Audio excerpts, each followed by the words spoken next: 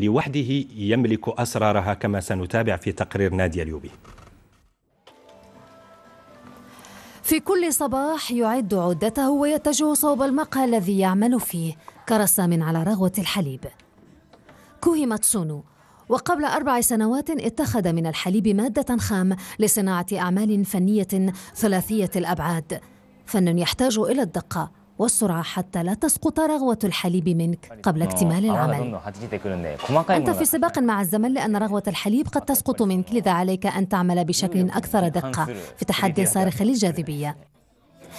إتقان كوهي ماتسونو للرسوم ثلاثية الأبعاد خاصة أشكال الحيوانات كانت سبب الإقبال الكبير على المقهى، فالوافدون عليه يحملون معهم حيواناتهم لترسم وجوههم على رغوة كؤوس الحليب التي يحتسوها. أن أرى وجه كلبي مرسوما على رغوة الحليب يجعلني مترددا في احتساء كأسي، لكنني في الأخير سأفعل. شكرا جزيلا.